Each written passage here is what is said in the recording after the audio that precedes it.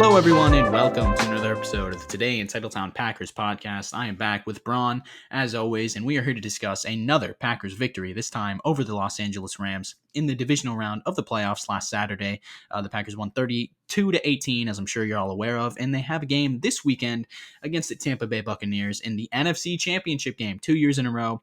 Matt LaFleur, 2 seasons as Packers head coach, 2 seasons 13-3, 2 seasons in the NFC Championship Game. It feels really good. Bron, how are we feeling? Look, I'm feeling great, honestly. I think I'm really excited about the way this team is playing and the position we're in. One of four teams left, one of four teams with a chance to win the Super Bowl. And it's special. We're in a real special spot right now, and I'm excited to talk about, the game that we just had and also looking forward to this Buccaneers game, Griff. It is such an exciting time to be a fan of the Green Bay Packers. Oh, just one of the four teams left. That's exciting in it of itself. But like the fact that we are probably the best team in the league by maybe a far margin at this point, that is so exciting. When have we ever been favored in an NFC Championship game with Rodgers? I don't think we have. I don't know about Chicago in 2010, but I know 14 against Seattle, 16 against Atlanta, and then last year against San Fran, we were heavy underdogs in all those games. And this week we're favored by 3.5. It's I mean, Vegas knows it. We are the best team in football, and we should definitely beat this team, even though they beat the crap out of us earlier this season. Yeah, certainly. I think we are the much better team at this point. And we've just been playing better. We are clearly the best offense in the league, and our defense has come around to the point where we're playing like one of the better defenses in football, not allowing more than 20 points most weeks these days. So, it's special. This is a real amazing time, like you said, to be a fan and to just be enjoying this experience. And we've got a great chance here now. This is as close as I feel like this is the best chance we've had to win a Super Bowl since 2010 when we made it all that way. And we're going to talk about it, Griff. I'm excited, really.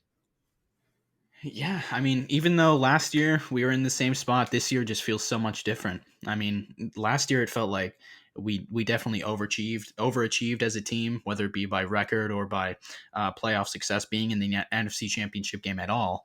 That was, it was exciting, but you didn't really feel like you had a chance, even though Tampa beat us this year, just like San Fran did last year before that game.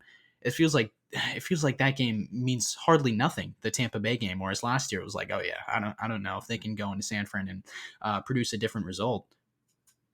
Oh, that game. Look, that game was such an anomaly, and Aaron Rodgers talks about this a lot, when discussing these two teams. It was just such a complete different game than it will be this weekend, and we'll see that. Number one, we'll talk about it now. We're not going to see those same picks that Aaron Rodgers threw, and that was what changed the game completely and turned it on its head. We're not going to see Aaron Rodgers throw back-to-back pick sixes practically. It's just not going to happen. So if we get up 10-0 against this team again on Sunday, expect a different ending to the game because it won't be two Aaron Rodgers throws that are turning into picks. It's not going to happen. We're not going to, let Tom Brady shred us. We're not going to allow the pressure that we let up in that first game. Devontae Adams is healthy, and he'll be, that was his first game back. The offensive line lost David Bakhtiari early in that game and was in shambles towards, the middle and the end of it after that 10-0 lead. And we're not going to have Darius Shepard out there running routes for us. And all of that combined leads me to believe that we're going to win this game.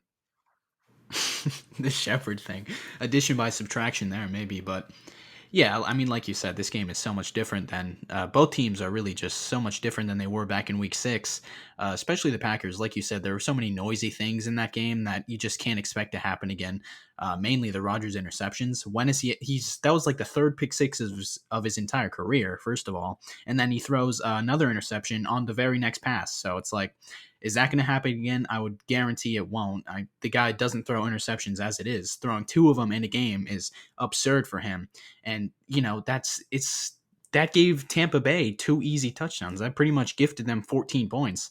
And, you can't deny that is a a model of success for them. They did it against the Saints as well, where the offense isn't playing that well. They're running the ball a lot, can't really move the ball, can't really move the chains. But these defensive turnovers really put them in position to succeed on offense, where they have short fields to work with and they can score touchdowns. And that's exactly what happened against us. That's exactly how they beat the Saints last week. So if we can just avoid the turnovers, that has to be the number one thing, avoiding the turnovers, right? Yeah, it certainly does. And Griff, let's talk a little bit about this Rams game that went down here. Um, what did Tell me what you think stood out the most from what we were able to do on offense against that supposed number one defense in the NFL in the LA Rams.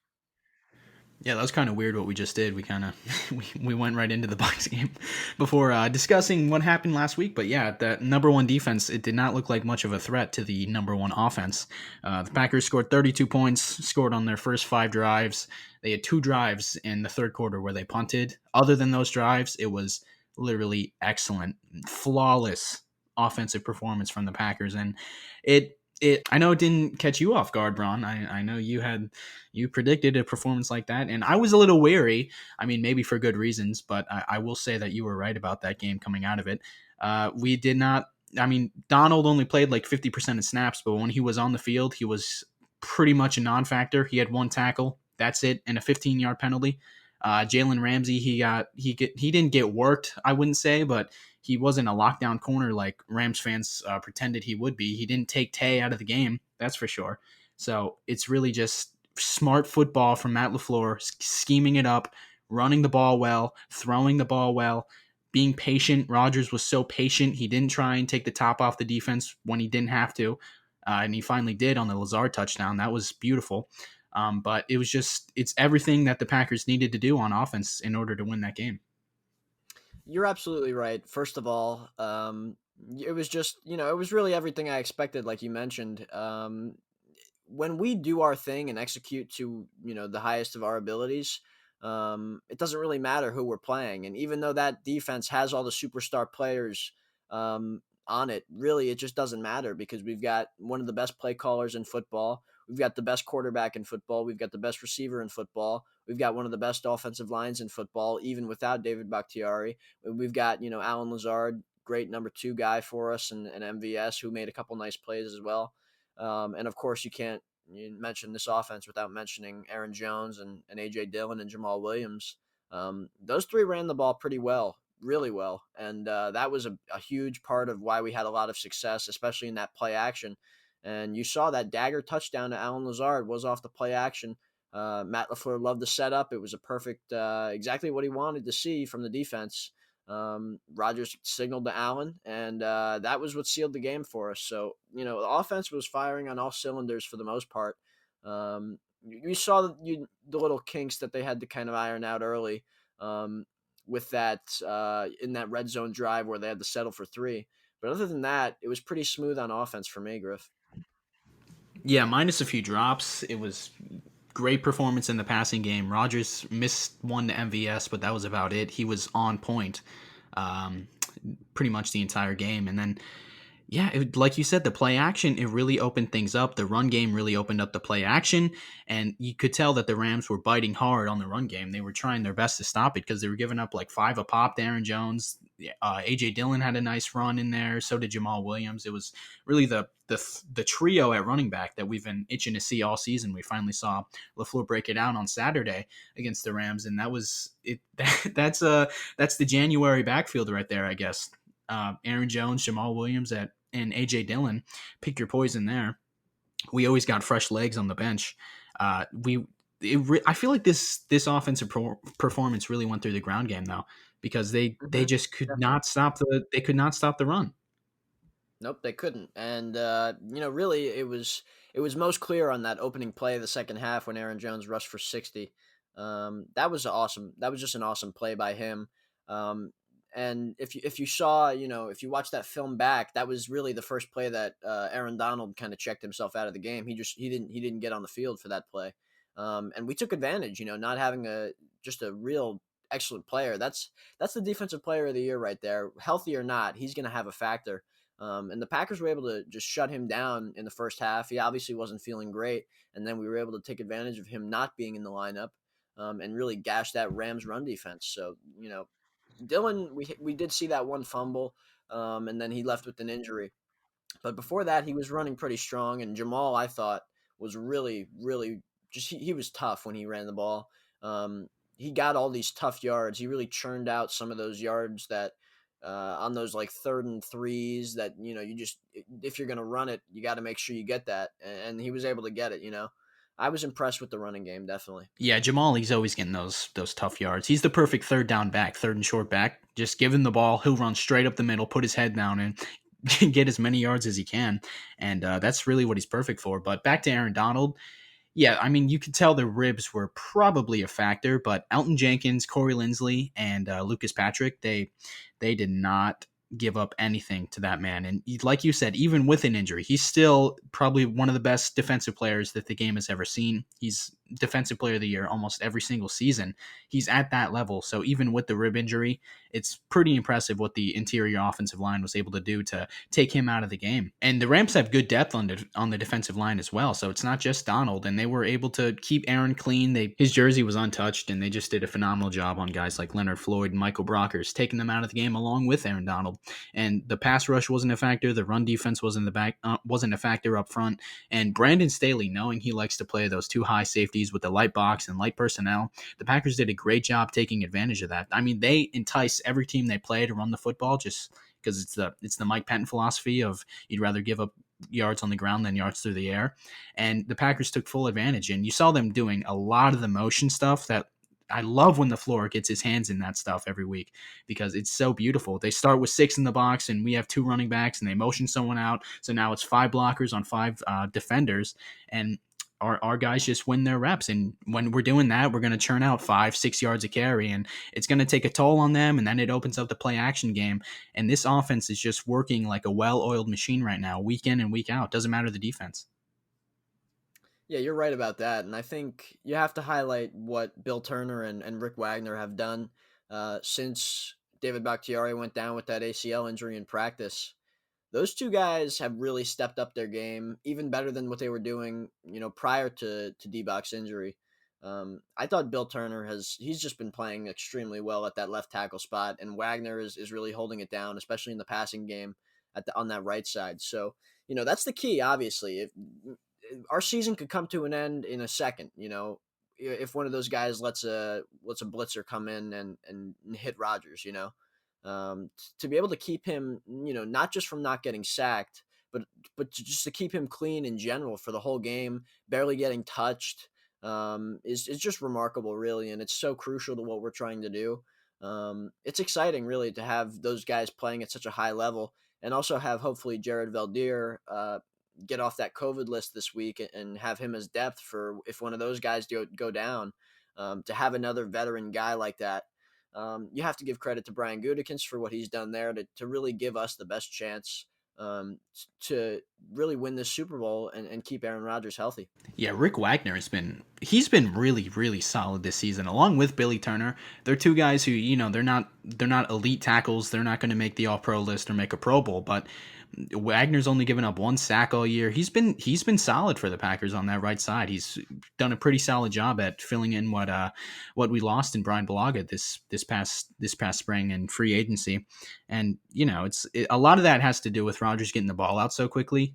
Rodgers definitely protects the offensive line in a lot of situations where a guy wins his rep, a pass rusher does, and the ball's out, so it doesn't even matter. And that comes back to LaFleur and the offensive schematics and everything else. But when the tackles are called upon on a 5-step drop, we got to go deep on this or whatever. They've held up really, really solid. Yeah, and I think let's talk about a little bit, like you mentioned, when they start doing that the 5-step drop stuff. I'm just impressed with what Aaron has done to really make checks at the line of scrimmage and differentiate let's differentiate what Matt LaFleur is as the play caller and what Aaron Rodgers is as the shot caller. Because really, Matt LaFleur has given Aaron Rodgers these plays, and then he gives Aaron Rodgers the freedom to see what he likes on defense and see what he has, and then he's able to really just do whatever he wants from there and get the right play call within the play call from Matt LaFleur. And that's just super impressive to me, and you got to give both of those guys credit. And that starts with what we're able to do running the football. Like you mentioned, Griff, we ran it at a really high level on Saturday, and you have to give credit to Aaron Rodgers for being able to know when to run the ball, know when to take that pass option off the run pass option. So that was one of the things that we saw highlighted against LA, and that I think is going to be a big factor when we play Tampa Bay. Yeah, it all comes back to the fact that when you look at the Shanahan tree, the McVay tree, whatever you want to call it, the LaFleur, where he comes from, these types of coaches that run this type of offense, it's Rodgers is by far the best quarterback that this brand of schematic offense has ever seen. I mean, a close second is Matt Ryan in 2016, his MVP year. But it's just it changes the game because it, these offenses are so RPO heavy and so option heavy, and on a lot of plays, Rodgers has two options no matter what, whether it be you can kill the play if Devontae has a good look and you can throw to Devontae, or you can run it, or you can run an RPO, which gives you three options where you can kill that and throw it to Devontae if he has a good look, or run it on the RPO or pass it on the RPO to whoever it may be. And Rodgers is, if Devontae has a good look, he's getting that ball to Devontae and he's going to make a play because he's Devontae Adams, the best receiver in the NFL. But he's also, we don't have data on this stuff. We don't have data on how often he's pulling it or handing it off on an RPO. But I feel like maybe he's doing it more often this year against a light box, whereas last year he may feel like maybe I'm going to throw it, maybe I'm going to make something happen on this. But this year he's been, like you said, he's been so surgical. He's really just, his football IQ is through the roof. We all know that. And he really is just the sheriff on the field. And he brings this offense to new levels. We know how great Aaron Rodgers is, and we could sit here and talk about it all day. But just the number one thing that he does is just work this system so well, where it combines his talent level and his football IQ with the play calling of Matt LaFleur, and it's just a perfect marriage between these two that's gotten us to this point. And frankly, I don't see anybody stopping it, just because of, like you mentioned, Griff, nobody has had a quarterback that, this is a great system. And it's why so many head coaches have been hired for this system specifically on offense, because it's just so successful, and it just focuses on taking what the defense gives you, while also then being able to exploit some of that deeper stuff when you have the right quarterback. But none of these teams, like you mentioned, have a quarterback like Aaron Rodgers where he can see the defense and really exploit when he sees an opportunity to throw it deep when they're anticipating some of this stuff where you're trying to take some of that easier, that shorter passing game stuff. So to have a mind like this, in control of what they're doing on that system of Matt LaFleur, that's what's gotten us to this point. And they're so bought in, the two of them, LaFleur and Rodgers. They trust each other so much. Rodgers has more of a hand in the game plan than any quarterback I imagine in football, and you really see it on the field. He's so confident in what the offense is trying to do, and he's delivering the ball at an insanely high rate, playing as well as he's played in his entire career. And for me, it's plays like the 2nd and 17 against the Rams where he's in his own end zone and he is pressured. He's just moving around the pocket, not even looking at the pass rush. He's just feeling it and taking a step right and a step up, and then throws a bullet to Alan Lazard for the first down on a crossing route. From the other side of the field, mind you, he had to stand back for like 3.5 seconds with this pressure in his own end zone and delivers a strike for a first down. Jared Goff ain't making that throw. Jimmy Garoppolo ain't making that throw. 2016 Matt Ryan probably isn't making that throw. That is all-time Rodgers stuff. Like we've said so often this season, it's Aaron Rodgers, one of the best quarterbacks ever, blended with the best offense in football right now. And it is beautiful. And no matter, even if we get behind the sticks, it doesn't matter because we still have Aaron Rodgers under center. Yeah, certainly. And we saw what he could do in that offense, even off schedule. Like you mentioned, that play in the end zone was that was sensational. I mean, for him to practically get lost behind these guys about to swarm him for a safety for over a second, really, and then for him to you just see the ball fly out of the pocket, with guys collapsing all over him, and it just falls right into Alan Lazard, covered by Jalen Ramsey. I mean, wow, just so impressive from him. I do want to move, though, Griff, to the defensive side of the ball here, and then we'll talk about this Tampa Bay game. We were really able to do a lot of the things we went into that game hoping to do against Jared Goff. Although he looked pretty good passing the football, especially in the middle of the field on hurry up offensive stuff like that. Um, I'm just wondering what your biggest takeaway from this game on defense was for you. Well, it was more of the same from what we've seen from this defense. They've played really well, and I think, given the quarterbacks that we've played as of late, the past couple months, they've done well. They haven't given up 20 points. Is it 20 points? I don't think they've given up 20 points in forever, have they? Yeah, they've given up I think less than like 18, less than 16, something around that. Yeah, that's They nuts. haven't given that up in a while. It's just been really impressive from a points standpoint specifically. This defense has really shut down opposing teams, and I think it's because they're holding them to a lot of field goals. Oh yeah, the red zone defense has vastly improved this last stretch of the season, and even looking at the quarterbacks like Mitch Trubisky, Jared Goff, it's coming into the Rams game. I was still afraid of Sean McVay versus Mike Pettin. I was still afraid that if they really commit to the ground game and take advantage of the holes on this defense, they would be able to score a lot of points.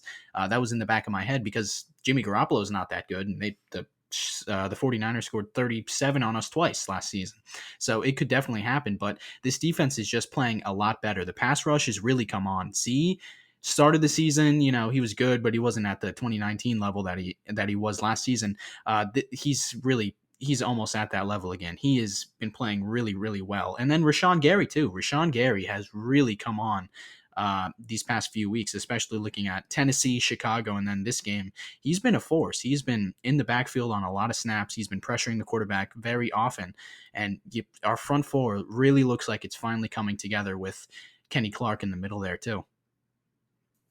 Yeah, and another guy, Preston Smith, I think has played really good football these last, I would say, 6 or 7 weeks. At least a lot better than where he was at earlier in the season. To me, he's not this guy that's going to disrupt the play on every snap like Zadarius, but he is making plays and he's making big plays. He's creating turnovers. He's getting involved in against quarterbacks when they're throwing interceptions. He's in the mix there. And he batted down 2 passes last game, and he seems to be doing that every week, at least one. It's really impressive. I'm impressed with what he's doing. Rebounding from where he was at earlier in the year, and also just as an impact player amongst these other guys who are disrupting the game more. He's kind of just making these splash plays, which is a nice role for him. It's nice to have a guy that he'll make a big play. He recovered that fumble for a touchdown earlier, just a few games ago. I mean, this is a big player. He's making more big plays than just about anybody on this team, on this defense at this point. So it's nice to have a guy like him opposite of guys like Kenny Clark and Zadarius Smith, who are just going to be in the quarterback's face all game. Well, he's got the longest arms I think I've ever seen. That man, he can, if if he reaches up, he's close to like 14 feet tall, I think. Yeah, I would bet. And against Jared Goff's, he's not a small quarterback by any means. I think he's about 6'2". It's impressive to be able to just stick his hand up, his bear claw of a hand, and just smack the ball down and just completely eliminate the possibility of a completion. It's impressive and it's big for this defense. Yeah, batting the ball down is always something that's like it's hard to really scout. It's hard to like invest in at a position along the defensive line. But guys who do it seem to do it pretty often. And Preston's one of those players where he's batting a ball down every game. It feels like. But Preston Smith, I don't know. I'm kind of done hoping that he returns to the 2019 form. But you're right. He has been playing better, much better than he was early on in this season. But looking elsewhere in the Packers defense, Jair Alexander, he gave up -3 yards against the Rams when he was in coverage. First cornerback since 2006, which is when PFF started collecting this data, to have given up -yards in a playoff game. So that's pretty impressive. He's an all-pro. He's probably the best corner in football. We already knew this, but it's great to see him on a national stage still shining out. Just when you thought he couldn't be any better when he allowed 0 catches for 0 yards for 3 weeks in a row earlier in the season. One of them being against Mike Evans, who we'll see this Sunday. Just when you thought you couldn't get any better than that, he goes and allows 1 catch and makes a tackle for loss. So there you go. -yards. Yeah, I'll take the 1 catch for -yards. And no one's better at busting wide receiver screens than Jair Alexander. It's week in, week out, this guy. If you throw a screen at him, he's tackling you in the backfield. It's just a given. I would stop trying it if I was an opposing offense. One of those he's just going to pick off and take to the house. Oh, I'm waiting for the interception on the screen. I'm waiting I for it. think Oh my I'm god. telling you right now, I'm expecting a Jair pick six this week. I say that every week. Every week, this is the week. She just doesn't get targeted enough. No, he does. That's true, but This I think this time he's going to make a splash play. this is something he can add to his game. He needs to start baiting quarterbacks. You know, That that's what would be Charles yeah. Woodson does. Yeah, hmm yeah. Then he can get the turnovers, and people maybe will respect him more. But Actually, let's talk about Tremont Williams a little bit because he was flown on a private jet to Green Bay, and it looks like he's going to return to the Packers, which is a really big move for this team. Not only because he provides depth, he'll be really a really solid backup. Whether he plays at safety if a guy like Amos or Savage goes down, because behind them is Vernon Scott and Will Redmond. So, to have an experienced guy like that to potentially play safety in the event of an injury, or to play either, slot corner if Chandon goes down, to go, to play on the outside if Jair or Kevin King goes down. Just to have that kind of player, Tremont Williams, a 37-year-old he was here when we won the Super Bowl that in that 2010 year. So to have a guy like that in the building once again is just so valuable. Tremont Williams is one of my favorite Packers of all time. I love that dude to death, and I can't believe he's coming back on the squad. We literally just picked him up. We're gonna give you a ring, Tremont. We're gonna get you that number 2. That is incredible. I love that guy. I don't even care if he sees the field. Just having him in the locker room. All these guys on defense love Tremont. He is like the uncle of the locker room for real. He is one of the coolest dudes in the world, and I'm so happy that we're just bringing him back on. Hey, we'll get you another ring. Yeah, I'm excited about it. I'd love to see him see the field even too, because I saw people on Twitter posing the idea that there's a situation where we could potentially see Will Redmond taken off the field a little bit by having Tremont play safety and having Adrian Amos come in and play that Will Redmond role next to a guy like Chris Barnes or Christian Kirksey or whoever's in that middle linebacker. So if Will Redmond gets taken off the field a little bit, you can't complain there because that would give us some true upgrades even this late. Obviously we're in the NFC Championship game to continue to be upgrading and adding depth.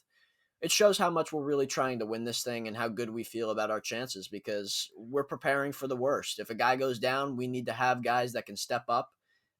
And getting Tremont in the building here in this juncture of the season is just another example, like Tavon Austin was, and like Jared Veldier and like Damon Harrison. These guys that we're bringing in are adding to the culture and adding to what we're trying to do here, which is win a Super Bowl. I don't know what Snacks Harrison did to Mike Penton, but he saw 3 snaps on Saturday. Why? Why? What does Penton know that he's on the roster? I don't know. Yeah, very weird. I was expecting much more out of Snacks, but It seemed like Mike Pettin was having a little bit of trouble navigating the personnel aspect of what the Rams were doing on offense, and he had 5 big guys at the line when they were in clear passing situation, and the Rams kept taking advantage of it by running hurry up offense. And I don't know how much that had an impact on what Snacks was, getting Snacks in the game to be that first down run stopper, early down guy that's gonna get in there in the trenches as opposed to being in there on passing downs. So I'm not sure really what went into that. Maybe he just needed a little bit more time, and he did play 11 snaps in Chicago that were pretty impressive.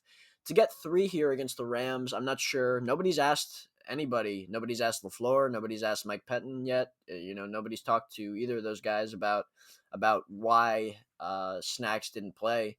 Only he didn't play more than 3 snaps, so we'll have to figure that out, and hopefully we do get him on the field more. But Griff, tell me what you think of that Tremont signing. well, he played with Mike Penton a lot. He played with him 2018, 2019, and they played together in Cleveland too when Mike Penton was the head coach. So if Penton thinks he's still got it, I haven't watched Tremont this season.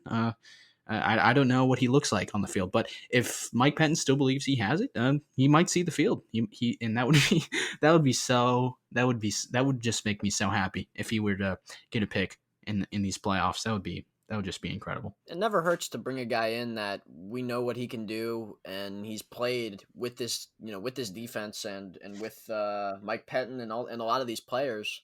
It definitely never hurts, of course, and now he's been a guy that we could rely on for so many years, and to have him back, like I said, it definitely couldn't hurt. Let's move on to the Tampa Bay game. What do you say, Bron? NFC Championship. We're here. We're finally here. Yeah, we're here in pole position to get our revenge on the Buccaneers for that beatdown they gave us back in Week 6. 38-10 was the game result, and hopefully it'll be much different. I can't expect that it'll go that way again, as we already talked about. I believe about the Rodgers 2 interceptions. No way that happens again. But what do you think, Bron? What are you thinking is the key to success? Let's start on offense. What do you think this offense needs to do to turn the thing around? Well, I think it's got to protect Aaron Rodgers, number one. I think a lot of the reason that Rodgers was throwing, not his best. It wasn't his best game. Obviously, it was actually his poorest game of the year. Even though that's hard to, it's hard to have a poor game when you're Aaron Rodgers, but that wasn't a good one. So and I think that a lot of that had to do with the fact that he was getting pressured a lot, and like I said, the offensive line was. It had to do a lot of just different puzzle piecing around to move guys in different spots. Rick Wagner was on the left side, so things were kind of jumbled all over the place, and that obviously had an impact on what Aaron Rodgers was trying to do and the offense. So if we could just, now that we know that we have these five guys that we're going to start, Lindsley's obviously healthy. Elton Jenkins, of course, has been playing spectacular. We've got Bill Turner, like I mentioned, playing great football on the left. On the right, right guard, we've got Lucas Patrick, who he did pretty good against Aaron Donald and has been playing better and better as the year's gone on, as that starting right guard. And then Rick Wagner, like we talked about, on the right side. Those five guys in the fold, playing at a really high level. If we can just continue that against this Bucks front, that is very good, but not much better than, if at all, than the one we saw last week with the Rams. So if we just do our thing, protecting Aaron Rodgers, it should be a completely different game. In fact, it should be one of those good Packers wins. I cannot imagine that the Buccaneers are going to have the same success blitzing Rodgers specifically as they did back in Week 6. I mean, that game, they blitzed him 21 times, and the offense didn't know what to do about it. They just shut down, and they had zero answers. I have to imagine they're going to, watch the tape and come up with answers for if Todd Bowles gets blitz happy once again. Because Rodgers, other than that game, since that game, he's been deadly against the blitz, and he hasn't been sacked since that game against the blitz. So I just cannot imagine that it's going to go the same way. And thinking back to that game, what were we talking about coming out of that? Rodgers throws the pick six, first of all, which never happens, and then he throws a pick on the immediate preceding throw, and it seemed like that entire game he just wasn't in the right headspace. He was John with Ndamukong Suh. When is he ever John with guys on the field like that in a non-fun way? It was very weird, and you have to imagine that game, I mean, in hindsight, it was. We can admit that now. It was a fluke game from not just Rodgers, but the entire team. That was not an indictment of what they do on offense, and that's not how they've played all season. So you have to imagine things are going to go differently there. And on the offensive side of the ball, I think you have to play a lot how we played this week, where just play our game, execute like we execute, and we'll have good results. Just, short passing game has to be a key again, because the Bucs defense, they love to play too high, just like the Rams do, and they're not going to give up much deep. So you have to pick them apart, stay patient, and run the football well. And even though the Bucs are a very, very good run defense, they have a very good run defense, and they might be getting Vita Vea back this week as well, which could be scary, but just play your game on offense and don't get too rattled. Well, with Todd Bowles, let me just say, they had really the most success that they've had all year in that game as a defense. So that's all on tape. All that stuff that they did really well is on tape for Matt LaFleur and Aaron Rodgers to sit there, diagnose, and correct. And I don't see them shying away from any of that stuff because they had so much success. And that's where the advantage for the Packers lies, because they're going to be able to correct their mistakes and be prepared for all that stuff. I don't see Todd Bowles coming out with this completely different game plan when you allow 10 points to a team. You know what I mean? I don't know if you agree with that, Griff. I could see a scenario where there's some different wrinkles, but they're probably going to stick with the same game plan of blitz heavy and often, and early as well, and try to really just do what they did last time. And I think that gives the Packers a chance to really, take advantage of that. Well, I don't know about that because they didn't go into the game with the blitzing game plan because they blitzed us a few times early on and then they saw we couldn't block it up and we couldn't handle the blitz, so they just kept doing it and they didn't stop and we still didn't have any answers for it.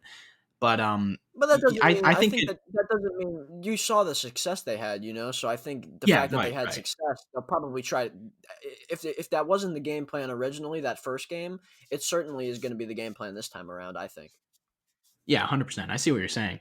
The Todd Bowles, I mean, I'm sure that's what the coaching staff is expecting him to do. They're preparing for him to do that, I'm sure, because just how poorly we played against it uh, back in the regular season. So I'm sure they're 100% preparing for that. And we could see that exact game plan because it worked so well, like you're saying, from Todd Bowles. But so if Todd Bowles does come with that same game plan, LaFleur's, I imagine, going to have answers and he's going to have checkdowns everywhere on every play for Rodgers to hit. If they do send the blitz and Rodgers, there's no one better at reading the field than him. I think it's going to have much different results on the offensive side against the blitz, but just in general, I think they're going to be able to move the ball much better than they were back in week 6. Well, yeah, I think number 1, they're gonna get the ball out early. They're gonna try to, avoid the number of long route runs that we saw in that game, especially after those 2 picks where it was 14-10. They started really trying to throw the ball downfield a lot, and Rodgers just wasn't on. The pass rush started rattling him quite a bit, and he wasn't able to complete a lot of those balls, even if guys were open. So I think they're going to really try to get the ball out early, and of course they've had a ton of success doing that. And they're going to run the ball, I think, heavily. I think they're going to really try to run the ball early and often. And I think they'll use the play action off of that, just like we see every week. But with Vita Vea, you mentioned earlier, I don't expect him to play. Honestly, I doubt he's able to come back. I think they're probably just trying to get him some practice reps for a potential. If they were able to win this game, I would expect him to probably suit up for a Super Bowl potentially.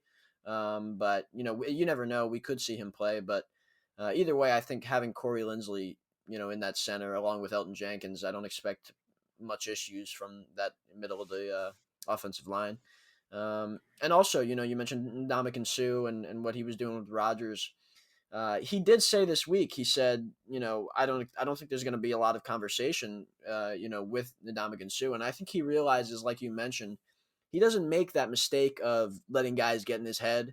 And I think that's what happened. He started talking back. It wasn't something where he just, guys talk to him a lot of the time, but he usually just shows it with his play, and lets them shut up by, just by seeing what he goes and does. But this time, Ndamukong Suh, longtime rival of Aaron Rodgers, got in his head, and I think he realized that it was probably a mistake to let that happen, and he'll probably just either hope that it doesn't, it won't happen because the Packers are up by a lot, or he'll just kind of focus on the game. He's definitely gonna go the route of just just play well, put up points, and does it beats any talking you can do, and he's got to protect his calves as well. We know Sue. We've been down that road before with Ndamukong Suh. Yeah, he's one of the league's dirtiest players. We all remember when, like you mentioned just there, Griff, you alluded to when he was in Detroit and stepped on Aaron Rodgers' calf, and he used the excuse that his feet were numb and it wasn't even all that cold. Um, so that was just trying to injure, the greatest quarterback in football. I can't blame him, because they have no Yeah, shot, that was, especially they had no shot when Aaron Rodgers was, playing. So oh yeah, that was 2014 Rodgers. Seventh grade me has never been more angry than when Sue did that. I hated that man. I really hated that man. I was so he I became one was of the so most angry hated about that. players in football after that. Yeah. I would love to hear Aaron talk about that moment. What is he going to say about? What does he think of Ndamukong Suh? What does he think I of the know. fact that he literally stepped on his injured calf? Not to mention the fact that they've been jawing for years, and he's gone up against him on multiple occasions. And now this game, the stakes are high, and we saw what happened last time around, and I'm sure right out of the gate, Sue is going to be trying to get in Aaron Rodgers' head. That's what I expect, at least. That's what, as a Tampa Bay Buccaneer, you have to go in thinking that they're going to try to get in his head early, and they're going to try to do everything they did last time. I mean, everything worked. And if it ain't broke, don't fix it. That's the saying. And they're going to really try to repeat what happened last time around. And I think we're going to be prepared for everything they throw at us. I just, Tampa Bay didn't play great against the Saints, by the way. We didn't even talk about that. I don't think, Tom Brady didn't have a good game. There was many throws that could have easily been picked off, almost were. And the only reason that they even scored was because Drew Brees was throwing balls right in their hands, right in the red zone, and they'd fall right into the red zone, excuse me, and that's what would give them points, really. So I expect a strong win, honestly. I'm gonna say it now. I don't, I've thought about over the week. The more and more I dissect this game and this team, Tampa Bay, I just don't see a scenario where they win this game, honestly. And I know that sounds crazy after what they did to us in Week 6, but I just don't see how this team, unless another anomaly occurs where Rodgers throws 2 picks, guys get injured, the offensive line just falls apart. Unless that happens, I'm expecting a win by double digits. Yeah, I think the weather too. I think the weather is going to play a big factor. Maybe not on Tom Brady being from New England for so many years, but I think that team, it's that's not a playoff. This is their first team. This is their first year in the playoffs since 2007. These guys aren't used to the environment as it is. Coming to Lambeau Field to face the Green Bay Packers in sub 30 conditions, possibly snow. I think that's going to play a big advantage as well, as we saw against the Titans, who were way out of their element back in Week 16. I think we could see another one of those games for the Buccaneers coming into the frozen tundra. Well, yeah, I know Brady back in December, he was asked about what it's like, what if he enjoys living in the the warm weather of Tampa, and you see him wearing t-shirts and flip-flops and things like that, and he's obviously comfortable in this warm weather. And he said in December, he said, "I'm loving the warm weather. I never want to live in the Northeast again." And now he's kind of forced to go back, and not just not to the Northeast, even just to the Midwest of Green Bay, the coldest of colds, the frozen tundra, potentially snow. It's going to be kind of a shock to all those guys' bodies, coming from, like we mentioned, just like LA, coming from that warm, sunny weather every day, and then going into Green Bay where it's going to be sub 30 degrees, and like you said, Griff, potentially snowing. The slick field of Lambeau Field, all these factors combined, Green Bay is going to be ready. They were practicing today in about 20 degrees, freezing cold. They're going to be ready, and I'm not sure a lot of these guys on Tampa Bay will be. And I think that's also advantageous for Green Bay because Bruce Arians, he loves running the ball as it is with Fat Lenny and Ronald Jones, who was injured. I believe. I think he re-injured his quad or whatever He'll on be Sunday. ready. He Oh, played in against the Saints, and he'll be playing against Green Bay as well. okay, well, Bruce Arians, he loves running the ball as is. If it's snowing and it's freezing cold, that man is going to do nothing but run the ball, which I think is advantageous for Green Bay because we know we have Devontae Adams. He's better on the snow than any cornerback in the entire world. And that's true for all offenses because the wide receiver knows where he's going. The cornerback has to follow him. So if you're on a slick surface, it's always going to be advantage wide receiver. And I think we're going to take advantage of that where Bruce Arians on the other sideline is going to be running the ball up the middle to Leonard Fournette for 2 yards every play. Look, I mean, Griff, can you find for me a scenario in which Tampa Bay can win this football game? I just don't see it. I mean, I really don't. Especially after what Week 6 isn't going to happen again. That game, it people talk about it means nothing. Throw the tape away. I think it means a lot considering just the fact that Green Bay is going to be ready for their best football because we've seen it. The same way that they went and beat the Saints after getting beat down twice, even worse than we were. I just don't see it. I mean, and as soon as that game ended, that Saints game ended with the Bucks, um, the thought of Brady, he's great. He's playing great football, especially these last few weeks, and the thought of him, against Aaron Rodgers, you get the nerves, you get that excitement, and you get because we know what Tom Brady, the pedigree of what he's done. But the more and more I've thought about it and then really looked into this game and just thought about all these different things and these factors like the weather, the home field, Aaron Rodgers, I just don't see it, Griff. I'm telling you, I haven't felt this confident about a game even more than last week. Just because of the way that we're playing, I just don't see how Tampa Bay beats us. And this could look bad next week if we go out and lose, but I just don't see it happening. I think I respect your confidence, Brown, but I think you're a little. I think you're being a little too little too confident. Well, of course they can lose. They can lose. I mean, I look at mean, the yeah, team. If Rodgers gets knocked out, Oh then they my could god. lose. But I don't see the way we're playing, Griff. I'm telling you, I'm thinking 10 plus. We're gonna win by 10 plus, and that could be just me. We'll see what happens. The only way that we don't win this game is if Brady really steps up and throws in the cold against Aaron Rodgers, and we get into some kind of shootout where the defense falls apart. I could see that maybe That as a possibility, but I just think our offensive firepower is going to be too much this time around. Okay, that is entirely possible. The shootout and our defense falling apart, that could totally happen. Just because the freaking Bucks, they have so much talent, dude. They have Tom Brady, Antonio Brown is back in the fold. He's actually a weapon for them. Mike Evans, Chris Godwin. I mean, they have a loaded offense. They're only held back by their coach most of the time and by chemistry issues or whatever it may be during the season. But they could totally, if they come into this game ready to score some points, I could see that happening. I think our offense is going to be able to score more points, but I think it's going to be a closer game than you think.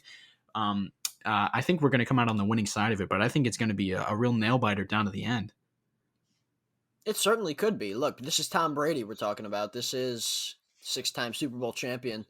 Um, so I am confident about this game, but it doesn't mean that, you know, like you said, Griff, they've got Antonio Brown, Mike Evans, Chris Godwin, um, and of course, they've Even got the running Gronk. back Ronald Jones, Gronk. Even oh my goodness, he's been playing pretty well, and he did play really well against us. It's going to be hard to stop them on offense, definitely.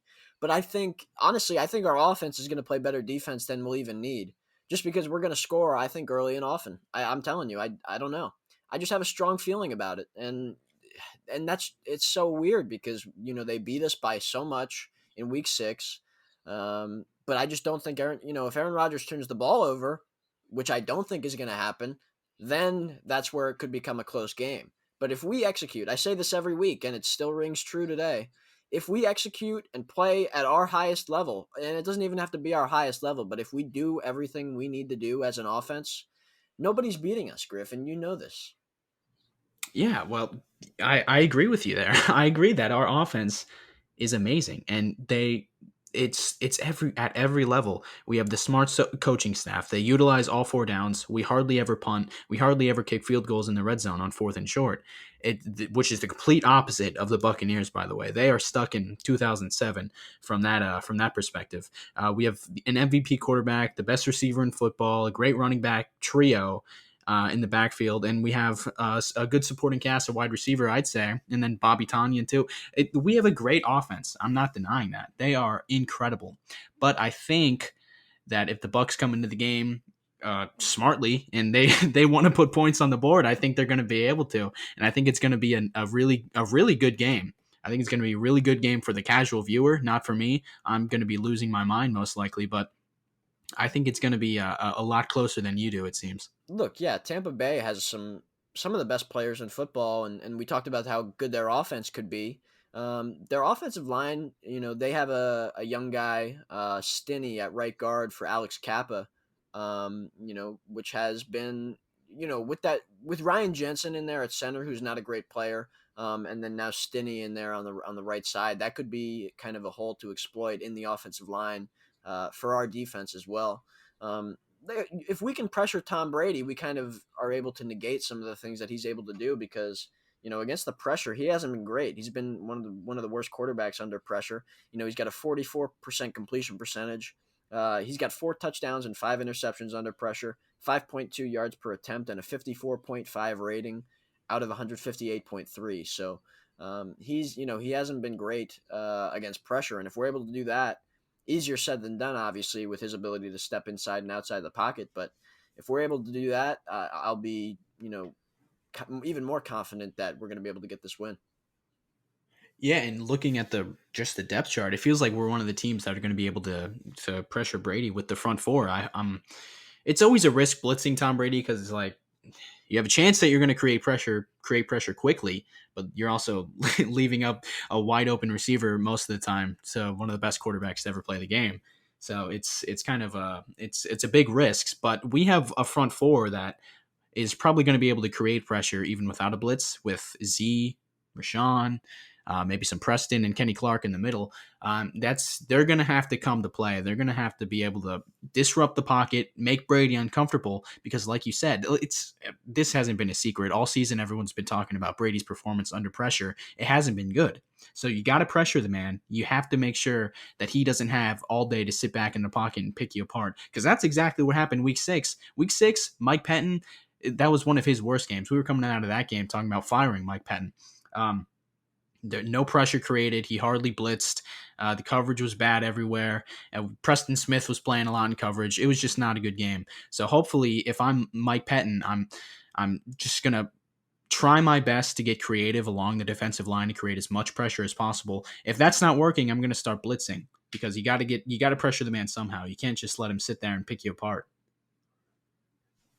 Yeah, definitely. I mean, number one, I think Tom Brady has been probably just statistically at least one of the worst quarterbacks this year against the blitz and against under just under pressure in general. And on the other side of it, we saw how Rodgers was really flustered and just didn't play well under pressure when against the Bucs in Week 6. But other than that game, and even including that game, he's still been probably the best quarterback against pressure in football this year. And if there's just so many things that went wrong in that game. We started off well. It went how I thought it would go. Back in that Week 6, we went up 10-0.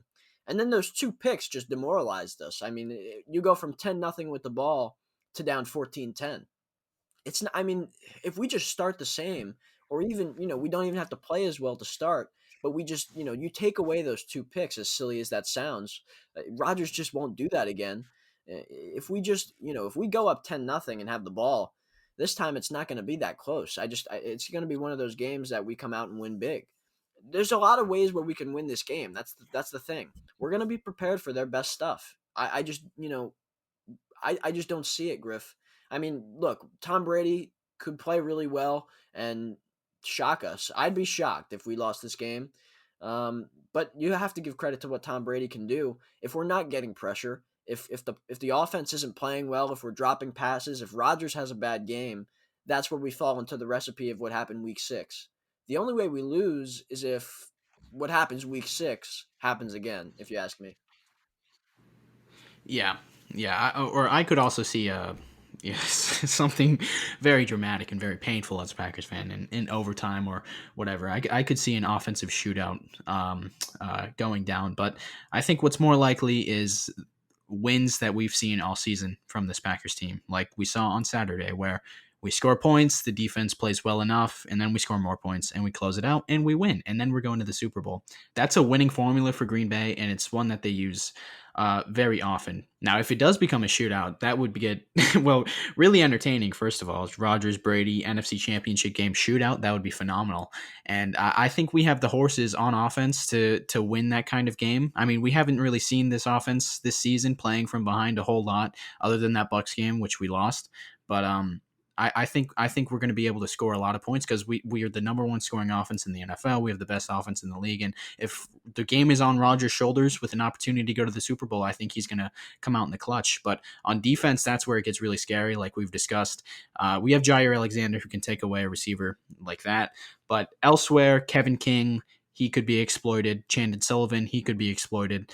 And then the linebackers, they could be exploited over the middle, matched up with Rob Gronkowski. So that could get pretty scary. But in a shootout, I still do like our chances.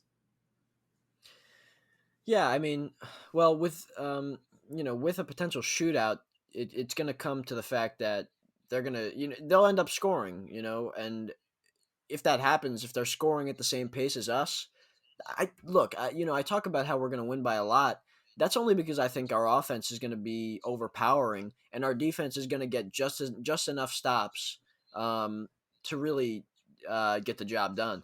But I haven't seen anything special from this Tampa Bay offense, especially last week against a pretty good Saints defense. Like I mentioned, they only scored off turnovers, touchdowns, and they didn't do anything special. Tom Brady didn't play great. So if Jair plays well, like we know he will, he'll take away he'll take away a side of the field.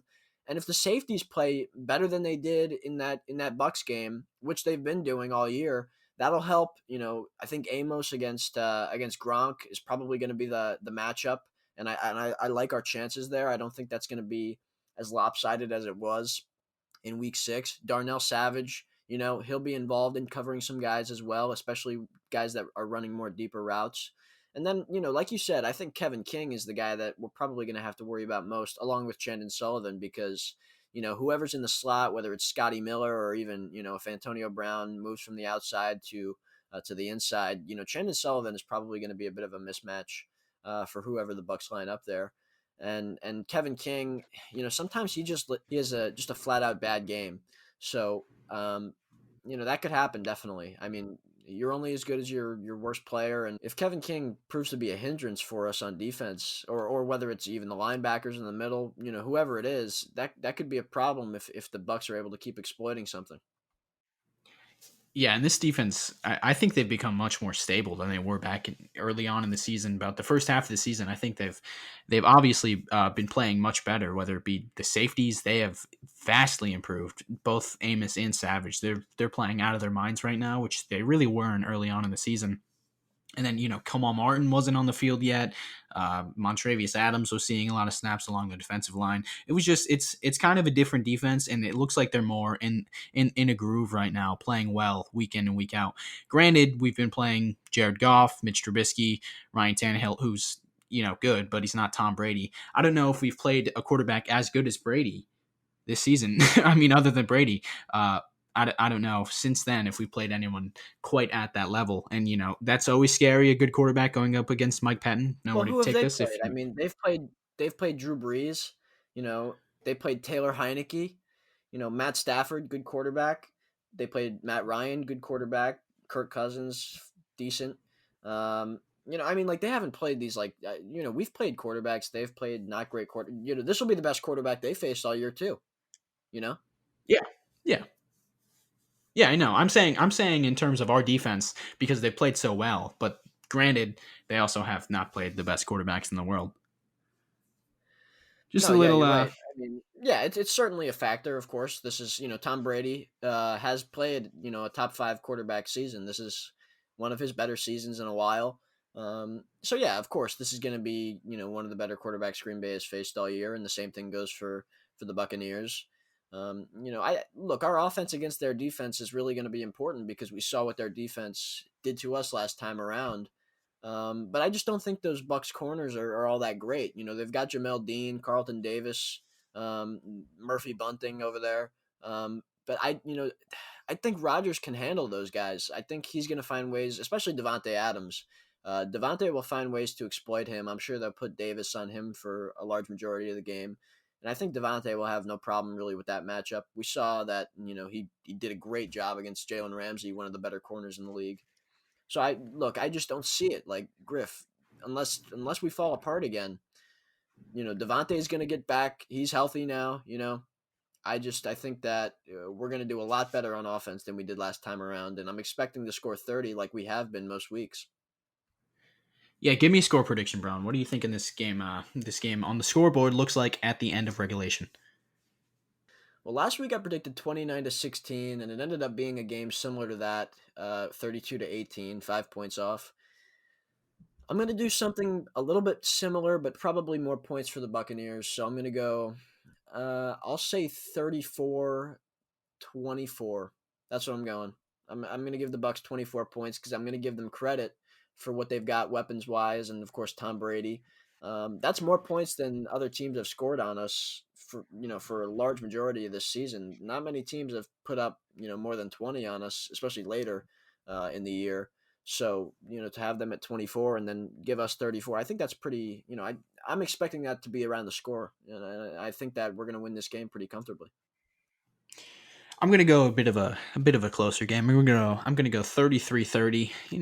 Late fourth quarter field goal puts us over the top. Maybe a fourth quarter touchdown. I think it's gonna be a really good game, and hopefully after that they'll be punching their tickets for the Super Bowl. That's exciting, man. That's really exciting. We're here. We're here. The Stakes couldn't NFC be higher. Championship game Yep. It's on the so doorstep special once again, as we've been so often this past 7-8 years. to finally get one of these at home, like Aaron Rodgers has talked about for so long. It's exciting. I mean, this is the first time where, like you said, Griff, we're favored in this game. It feels like we've had to really overcome a lot of things to win these NFC Championship games, and of course, we won the one against Chicago, but in 2010. But this game, it feels like we're destined to get there finally. As opposed to trying to overcome all the odds. And I just think if we execute, we'll have a great chance to do it and get back to the Super Bowl, and then we'll deal with whether it's the Bills or the Chiefs. That's either of those games would be fantastic. So just I can't wait for this game, and I can't wait. It would just be great to feel Aaron Rodgers. Everybody wants to win him a Super Bowl. You saw Kevin King post on Instagram. He took a video of Rodgers and said, "We got to get this man a Super Bowl. He's the MVP." Just exciting. I mean, like you mentioned, no better time than now to be a Packer fan. It just feels amazing, and just to get back to the Super Bowl would just be truly, truly exciting. Yeah, man, this is like it's every year we're in the Super Bowl conversation late into the year. It's like there's always another team in the NFC that just they're Green Bay's not on their level, but they're in the conversation for a Super Bowl. This year it's us. We're the top dog in the NFC. So this has got to be the year. This has got to be the year. And I'm trying not to take it for granted as a Packer fan. I'm trying to appreciate this as much as I can because this is a really special team. I think this is really really special what they're doing, and they're playing at the top of their level in January when they need to be, and it's very very exciting. But that's going to do it for the show. Thank you all for listening. I'm already nervous. I've been nervous since Saturday for this game coming up. So Me too. let's hope they can do it. Let's pray, man. This is the year. This has got to be the year. Mm-hmm. Definitely. I mean, I've Yep. been nervous since the since that clock went to zero and we knew Brady was coming to Lambeau. That's scary because we know what he's done, the pedigree of excellence that he has set for really the NFL, and that's why he's the most accomplished quarterback we've ever seen. It's scary to have that guy, in our way, standing in our way, to get to the Super Bowl. But like I said, I'm pretty confident. Hopefully that doesn't, come back to bite us. But I feel like we're gonna win this game, and hopefully that comes true. I hope it does, because God, thinking about it too much gets me all worked up. So I'm hoping we win. Praying to God we're able to squeak this thing out. Finally win an NFC Championship game because it's been so elusive, that NFC Championship game for the Packers. But hopefully this is the year. It's at Lambeau Field, and I'm gonna shut up here. That's gonna do it for the pod.